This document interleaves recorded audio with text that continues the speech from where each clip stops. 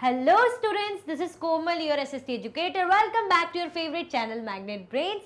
Magnet Brains आपको provide कराता है हाई क्वालिटी एजुकेशन, वो भी फ्री ऑफ कॉस्ट, किंडरगार्टन से लेके क्लास 12 तक की सीबीएसई बोर्ड के कोर्सेज के साथ साथ आपको अदर स्टेट बोर्ड के भी कोर्सेज इन हिंदी मीडियम जैसे कि UP board, Bihar board, Delhi board के कोर्सेज अवेलेबल है प्रॉपर सिस्टमेटिक वे में, तो कोई कंफ्यूजन नहीं होने वाली है। डेली प्रैक्टिस सेट्स के क्वेश्चंस भी मिलेंगे, प्रैक्टिस भी करते रहिएगा। ई नोट्स और ई बुक्स की लिंक भी डिस्क्रिप्शन बॉक्स में अवेलेबल है, तो भटकने की बात ही नहीं बनती। हम क्या कर रहे थे? हम कर रहे थे क्विक सा रिवीजन। पार्ट 1 हमने कर लिया था, चैप्टर बड़ा है, तो अब आते हैं पार्ट 2 पे और करते हैं क्विकली सा आपका रिवीजन। चलिए, डोमेस्टिकेशन। इससे पहले हमने क्या पढ़ा था? हमने पढ़ा था इससे पहले चेंजिंग एनवायरनमेंट, कि एनवायरनमेंट कैसे चेंज हुआ था। एनवायरनमेंट चेंज हुआ था कितना? 12,000 ईयर्स अगो, है ना। 12,000 ईयर्स अगो में एनवायरनमेंट चेंज हुआ था और कैसे कंडीशन हो गई थी? कंडीशन हो गई थी वार्म। कंडीशन कैसी हो गई थी? वार्म हो गई थी। उसके बाद जब कंडीशन वार्म हुई तो ग्रासलैंड्स आए। ग्रासलैंड्स आए तो वहां पे कैसे एनिमल्स आए? जो ग्रास को खाते हैं, जैसे कि हम कह सकते हैं कि वाइल्ड कैटल्स हो गए, डियर हो गए, एंटीलूप हो गए, गोट, शीप हो गए। तो ये क्या थे? ये घास खाते हैं। अब इनको फॉलो करने लग गए कौन? हमारे Hunter and gatherers, early people.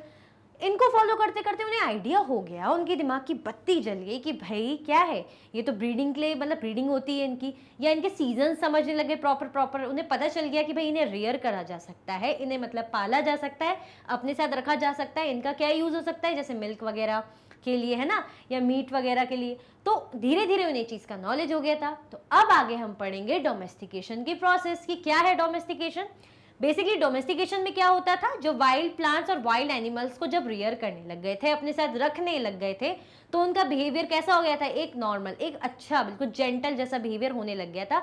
Wild plants के लुक्स में भी चेंज आने लग गए थे। वाइल्ड प्लांट थोड़े अलग लगते थे और जो वो डोमेस्टिक प्लांट बन गए थे, जब वो घरों में ऐसे लगाने लग गए थे, उन प्लांट्स को यूज करने लग गए थे, तो वो अलग हो गए थे। Same with the animals. Animals पहले जो बड़े बड़े दांत या बड़े बड़े उनके हॉर्न, सिंग वगैरह थे, तो जब वो पालने लग गए तो कुछ सालों बाद ग्रेजुअली प्रोसेस हुई। ऐसा नहीं कि एकदम से बड़े दांत थे, जैसे घर में लाए, पालना शुरू हुई तो दूसरे दिन छोटे दांत हो गए, नहीं, धीरे धीरे ग्रेजुअली चीजें चेंज हुई। तो ये क्या था? किसमें था? ये डोमेस्टिकेशन के प्रोसेस में। तो चलिए देखते हैं। The process in which people grow plants and look after animals. ऐसी प्रोसेस जिसमें पीपल क्या करते हैं?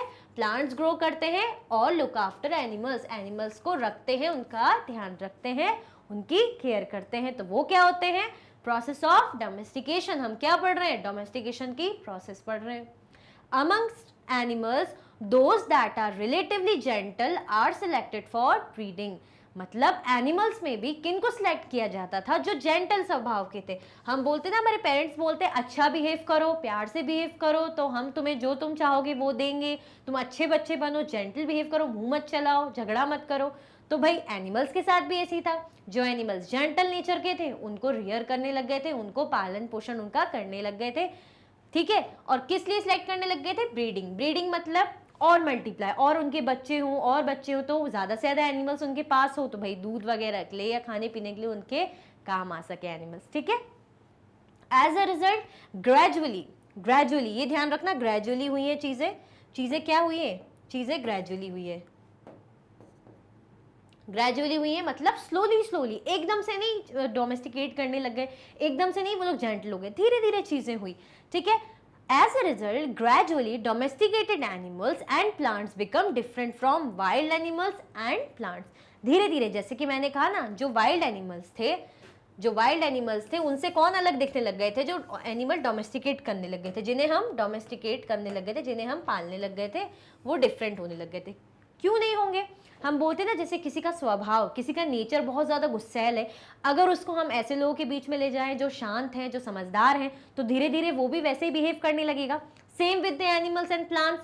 भाई वो वाइल्ड नेचर के थे, जब उन्हें डोमेस्टिकेट करने लग गए तो ग्रेजुअली धीरे धीरे धीरे उनका नेचर, उनका लुक, उनके फीचर्स, उनके कैरेक्टरिस्टिक्स, उनका बिहेवियर चेंज होने लग गया था।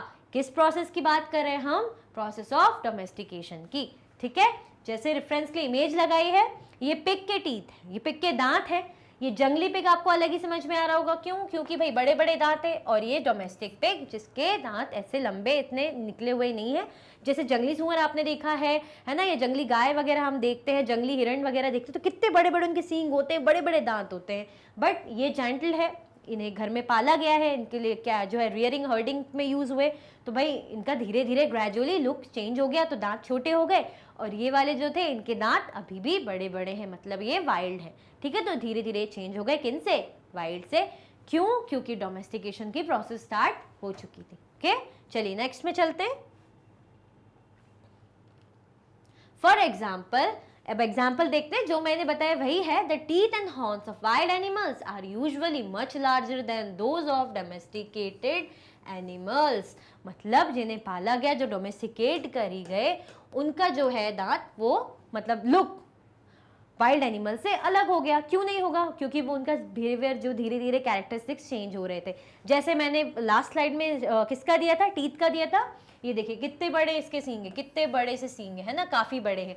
तो धीरे धीरे जब चेंज हुए तो बिल्कुल सींग भी नहीं है, या बिल्कुल ही माइनर छोटे से सींग वाले हिरण आपको देखने को मिलेंगे।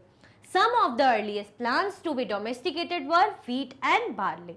कौन से प्लांट जो है सबसे पहले डोमेस्टिकेट करे गए? ये भी तो हमें पता होना चाहिए ना कि सबसे पहले किन को डोमेस्टिकेट किया गया।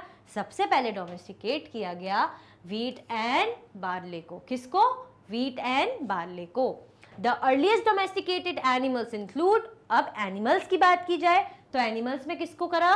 शीप को करा एंड गोट को करा। शीप मतलब भेड़, गोट मतलब बकरी। तो अगर हम जो है क्रॉप्स की बात करें तो किसको, मतलब या प्लांट्स की बात करें तो किसको सबसे पहले डोमेस्टिकेट करा? Wheat and barley. Wheat and barley. अगर हम एनिमल्स की बात करें तो सबसे पहले किसको डोमेस्टिकेट किया? गोट एंड शीप को। ठीक है, goat and sheep. I hope आपको अब ये याद हो गया होगा, तो फटाफट लाइक का बटन दबा दीजिए। चलिए आगे चलते हैं। अब towards a settled life, domestication की प्रोसेस स्टार्ट हो चुकी थी। अब कहाँ जाएंगे? सेटल्ड लाइफ में जाएंगे। अब भाई अच्छे से रहेंगे ना, कि बस ऐसे ही जंगलियों की तरह बस हंटिंग कर रहे हैं और गैदर कर रहे हैं, कोई घर द्वार नहीं बसाया जा रहा। नहीं, ऐसा हुआ तभी तो आज जाके हम भी ऐसी जो है लाइफ जी रहे हैं, क्योंकि वहां से उस टाइम से चीजें शुरू हो गई थी, सेटल्ड लाइफ शुरू हो गई थी। देखते हैं। Archaeologists have found traces of huts और हाउसेस एट सम साइट्स। ये पता कैसे चला? क्योंकि जो आर्कियोलॉजिस्ट थे, आर्कियोलॉजिस्ट कौन है, कौन होते हैं भाई? जो स्टडी करते हैं पास्ट के ऑब्जेक्ट्स को, जो भी हिस्ट्री के पास्ट के ऑब्जेक्ट्स, कॉइन्स, कोई भी चीज़ें, बिल्डिंग्स हो गए, ऐसी चीज़ें मिलती है जिन्हें रीड करके हम पढ़ते हैं। कोमल मैम आपको पढ़ाती हैं, आप पढ़ते हैं, वो कौन होते हैं? आर्कियोलॉजिस्ट होते हैं। तो उन्हें क्या मिले? ट्रेसेस, ऐसे सबूत या एविडेंसेस। किनके? जैसे इस टाइप के घर हों, हर्ट्स हों उस जमाने के, या हाउसेस, इस टाइप के घर या हाउसेस मिले उस वक्त की साइट्स में, तो उन्हें पता चला कि भाई यहाँ ऐसे रहते थे, एक सेटल्ड लाइफ चलती थी। ठीक है, जैसे इस टाइप के घर मिले होंगे, जो घर हैं सम इस टाइप के घर मिले होंगे, तो आइडिया लग रहा होगा कि भाई वहाँ जिंदगी थी, वहाँ पे मतलब सेटल्ड लाइफ थी। बेसिकली सब सेटल्ड लाइफ जीने लग गए थे। अब बात करते हैं बुर्जहम की। In present day Kashmir people build pit houses which were dug in the ground with steps leading into them। मतलब बुर्जहम की बात हो रही है, जो कहाँ है? जो है प्रेजेंट डे कश्मीर में। मतलब बुर्जहम पहले नाम था, बट अभी वो कौन सी जगह है? वो प्रेजेंट डे आज के टाइम का कश्मीर है। ठीक है, वहां पे कैसे हाउस थे? पिट हाउसेस। पिट हाउसेस मतलब, पिट हाउसेस कैसे हो गए? जैसे घर है, ये ऐसे इस टाइप का गड्ढा है, ये प्लेन जो है तो ऐसा रहेगा, बट ये थोड़ा सा गड्ढे में ऐसे नीचे में। तो आप देख रहे हैं अगर ऊपर जाना है, मतलब ये दरवाजा है, ऊपर जाना है, तो ऐसे गड्ढे से तो जाएंगे नहीं, तो ये सीढ़ी लगा देते थे। मैं रेड कलर, ग्रीन कलर से बना देती हूँ, ऐसे स्टेयर्स बना देते थे जाने के लिए, बाहर जाने के लिए सीढ़ियाँ लगी है, स्टेयर्स। मतलब मेन जो एरिया है, जो फ्लैट एरिया है, वो तो ये है, लैंड ये है, बट ये लोग गड्ढा कर देते थे, पिट हाउसेस, थोड़ा सा ऐसे खोद के ऐसे कर देते थे और फिर सीढ़ी लगा देते थे, क्योंकि इन्हें बाहर आना है ना, तो इस टाइप के हाउस थे, वो है pit houses. Which were dug into the ground, जो ग्राउंड के अंदर थे, with steps leading into them, जिनमें क्या थी? स्टेप्स थी, जैसे कि यहाँ मैंने बनाई है, इस टाइप की स्टेप्स थी। These may have provided shelter in cold weather. Archaeologists have also found cooking huts both inside and outside the huts, which suggests that depending on the weather, people could cook food either indoors or outdoors. मतलब क्या थे? ये shelter provide करते थे, ठीक है, cold weather में। ऐसे घर क्यों बनाते थे? क्या रीजन था ऐसे क्रिएटिविटी करने का, इतना ज़्यादा अलग होने का? ऐसा इसलिए ताकि इन्हें जो है कोल्ड, जब ठंड के टाइम में वेदर से बच सके, खुद को मतलब जो है गर्म हो सके वो लोग। मतलब उस टाइम पे तो ऐसा कुछ भी नहीं था कि भाई वो हीटर वगैरह है ना, तो क्या था भाई ठंड से बच सके, तो इस टाइप के शेल्टर, इसीलिए इस टाइप के हाउसेज ये बनाते थे ताकि उन्हें ठंड से वो लोग बच सके। और आर्कियोलॉजिस्ट को क्या चीज़ें मिली? कुकिंग हट्स, जो जिनमें खाना बनाया जाता है, जिस टाइप के उस टाइम पे चलते थे। तो कहाँ मिला? इनसाइड द हाउस भी मिला और आउटसाइड द हाउस भी मिला। इससे मतलब ये प्रूफ होता है कि घर के अंदर भी वो लोग खाना बना लेते थे, कभी कभी घर के बाहर भी बना लेते थे, क्योंकि उनको अंदर और बाहर दोनों जगह क्या मिले उन्हें? कुकिंग हर्ट्स मिले। ठीक है, हो सकता है मौसम अच्छा हो, मूड हो भाई कि अच्छा मौसम में बड़ा मजा आ रहा है तो बाहर खाना बना लिया, अगर बाहर बारिश हो रही है या धूप है या बहुत ठंड है तो मन करा अंदर भी खाना बना लिया, कुकिंग कर ली। तो क्या मिले थे भाई? इंडोर्स आउटडोर्स में उन्हें क्या मिले थे? Cooking huts. तो इसका मतलब जो है खाना वो बनाते थे इधर इंडोर और आउटडोर। ठीक है, इधर इंडोर और outdoor. Many kinds of earthen pots have also been found. बहुत टाइप के जो है अर्दन पॉट्स भी मिले थे भाई, जो बोलते हैं ना जिन्हें मिट्टी के घड़े कह लीजिए, है ना। ये जो है इमेज में आप देख रहे हैं इस टाइप के, अभी भी आपके घरों में रहते हैं। गर्मियों के टाइम ठंडा ठंडा पानी पीने के लिए बहुत टेस्टी भी लगता है। तो अर्दन पॉट्स भी मिले थे, पॉट्स भी मिले थे। Using pots for cooking food specially grains like rice, wheat and lentils. और ये जो पॉट्स हैं क्यों यूज होते थे? मेनली खाना बनाने के लिए। खाना जो बन रहा है ना टेस्टी टेस्टी गरम गरम ऐसे दिख रहा है बढ़िया, तो ये खाना बनाने के लिए कुकिंग, ये जो पॉट्स हैं इस टाइप के यूज होते थे। ठीक है, और क्या बनाया जाता था मेजरली इनमें? राइस बनाई जाती थी, दाल बनाई जाती थी, लेंटिल्स बोलते हैं जिन्हें। और क्या बनाया जाता था? और साथ में हम बनाते थे व्हीट। ठीक है, राइस, व्हीट और लेंटिल्स में कुक किया जाता था। किन में? पॉट्स में, अर्दन पॉट्स में। कहाँ की बात कर रहे हैं हम? बुर्ज़होम, जो प्रेजेंट डे कश्मीर है। ठीक है, चलिए। They began weaving clothes using different kinds of materials, for example cotton that could now be grown। मतलब अब वो सिलाई बुनाई भी सीख गए थे, उन्हें समझ में आ गया था कि अलग अलग टाइप के हम क्लॉथ्स में अलग अलग डिज़ाइन की हम सिलाई करेंगे, क्योंकि अब हम कपड़े पहनते बड़े प्यारे प्यारे, तो उन्हें ये नॉलेज भी आ गया था। धीरे धीरे मैं बोल रही हूँ ना, उनका धीरे धीरे माइंड में चीज़ें चेंज होती गई, सेटल लाइफ की तरफ जाते गए, तो उन्हें पता चलता गया कि कुकिंग के लिए कैसे क्या हमें बर्तन चाहिए, हमें कैसे स्टोर करना है, हमें क्लॉथ्स वगैरह, वीविंग वगैरह सब नॉलेज उन्हें आने लग गया था। ठीक है, ज़्यादा यूज़ किसका जैसे रहता था उस टाइम पे? फॉर एग्जांपल लेके चले तो क्लॉथ्स के कपड़े, कॉटन के कपड़े, है ना, कपास के कपड़े। ठीक है, तो ये भी सीख गए थे। अब जैसे दिख रहा है ना आपको, what do you think could have been stored in this jar?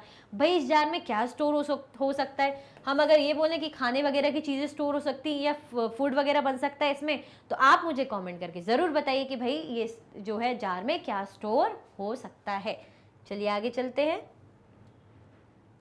A closer look living and dying in Mehrgarh. अगर हम मेहरगढ़ की बात करें तो भाई वो कहाँ है? मेहरगढ़ जो है बोलन पास के नियर है। बोलन पास मतलब जो रूट जाता है ईरान के लिए नॉर्थ वेस्ट साइड में, वहाँ हमें क्या मिलेगा? हमें मेहरगढ़ मिलेगा। क्या मिलेगा? ये जो दिख रहा है ना आपको स्क्रीन पे, चलिए इसको इससे हटा देते हैं, रेड कलर से कर देते हैं।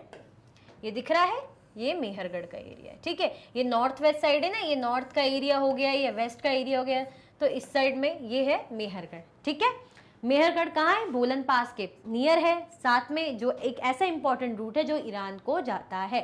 ठीक है, बोलन पास के पास है।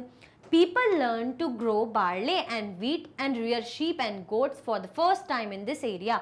इस टाइम पे क्या हुआ था? इस एरिया में क्या हुआ था भाई? लोगों ने क्या शुरू कर दिया था? बार्ले और व्हीट। बार्ले व्हीट तो आप सुन ही रहे हैं, सबसे ज़्यादा पहले ग्रो करने वाली क्रॉप्स ये बार्ले व्हीट का बहुत ज़्यादा नाम आता है। और एनिमल्स में किसको रियर करने लग गए थे? पालने लगे थे? शीप एंड गोट को। किसको पालने लगे थे? शीप एंड गोट्स को। कहाँ की बात हो रही है? मेहरगढ़ की बात हो रही है। क्रॉप्स की बात की जाए तो व्हीट एंड बार्ले, एनिमल्स की बात की जाए तो शीप एंड गोट को रियर करने लग गए थे for the first time in this area. मतलब स्टार्ट यहाँ से हुआ था। Many animals' bones were found such as the deer and pig and also bones of sheep and goat। मतलब अलग अलग एनिमल्स की बोन्स मिली होगी, तभी तो आज हम जो है आर्कियोलॉजिस्ट ने स्टडी करा, आज हम इनके बारे में पढ़ रहे हैं, मैं आपको पढ़ा रही हूँ या हम आगे पढ़ते रहेंगे।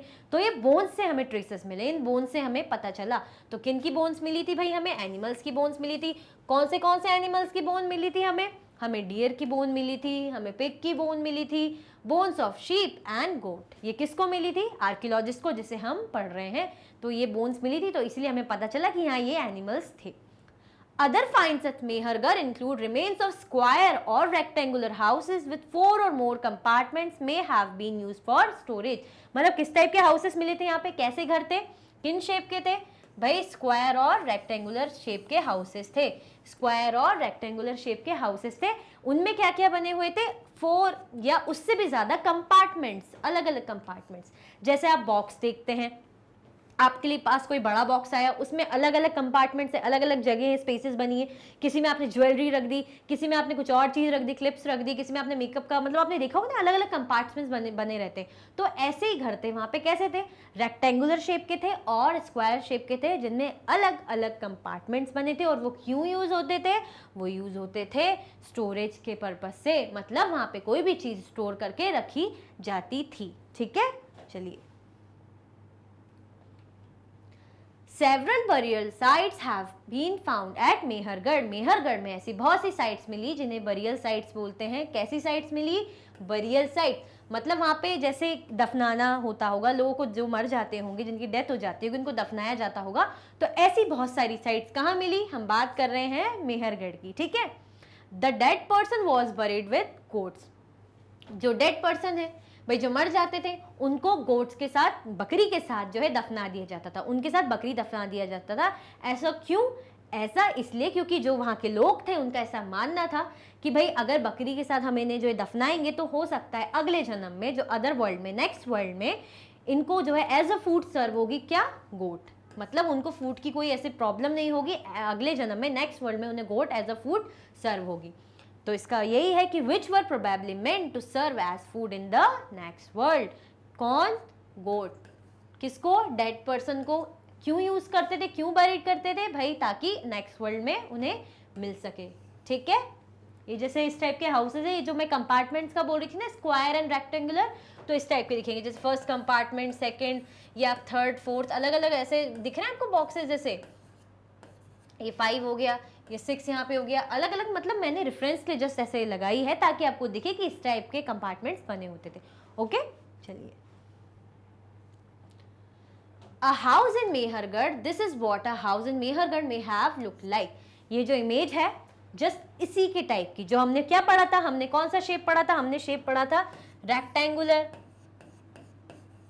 हमने शेप पढ़ा था रेक्टेंगुलर और स्क्वायर शेप के, रेक्टेंगुलर और स्क्वायर शेप के। तो दिख रहे हैं आपको, रेक्टेंगुलर, स्क्वायर, एग्जैक्टली आप नहीं कह सकते कौन सा शेप है, पर रेक्टेंगल और स्क्वायर शेप के। और इनमें क्या क्या बने थे, अलग अलग टाइप के कंपार्टमेंट्स बने थे। क्या बने थे इनमें, अलग अलग टाइप के कंपार्टमेंट बने थे।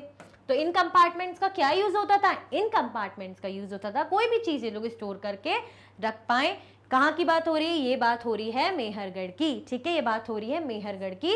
आई होप आपको ये बहुत अच्छे से समझ में आ गया होगा। तो फटाफट लाइक कर दीजिए, भूलिए मत, ताकि मुझे भी और मजा आते रहे आपको समझाने में। ठीक है, तो मेहरगढ़ कहाँ है, बोलन पास के नियर है, जो जाता है ईरान के पास में, जो रूट है ईरान जाने का रूट है। बरियल साइट्स पे मिली थी, वहाँ पे शीप एंड गोट सबसे पहले पाले गए थे, एनिमल जो है रियर करे गए थे। और अगर क्रॉप्स की बात करी जाए तो याद है, क्रॉप्स की बात करी जाए तो कुछ याद आ रहा है, इसको रब कर देते हैं। कौन सी क्रॉप्स थी, कौन सी क्रॉप्स थी, क्रॉप्स थी हमारी wheat and barley, wheat and barley. ठीक है, शीप एंड गोट एनिमल्स थे, व्हीट एंड बार्ली पहली क्रॉप थी। क्या रिचुअल था, गोट को दफना देते थे जो डेथ पर्सन थे, ताकि इनका जो मेन वो रहता था थिंकिंग इसके पीछे की कि भाई नेक्स्ट वर्ल्ड में जाएंगे तो एज अ फूड गोट उन्हें सर्व होगी। ठीक है, और houses rectangular and square shape के होते थे। ठीक है, चलिए। इसी के साथ आपके इस चैप्टर का क्विक रिवीजन का पार्ट 2 भी इंटरेस्टिंग वे में कंप्लीट होता है। आई होप आपको बहुत अच्छे से समझ में आया होगा। तो भाई लाइक जरूर कीजिएगा, कमेंट जरूर कीजिएगा, और आपकी वीडियो फाइनली एंड होती है। अगर आप देखना चाहते हैं और भी इंटरेस्टिंग वीडियोस तो आप मैग्नेट ब्रेन्स के यूट्यूब चैनल से देख सकते हैं, एप्लीकेशन से देख सकते हैं, वेबसाइट से देख सकते हैं। ई नोट्स और ई बुक्स की लिंक आपको डिस्क्रिप्शन बॉक्स में अवेलेबल है।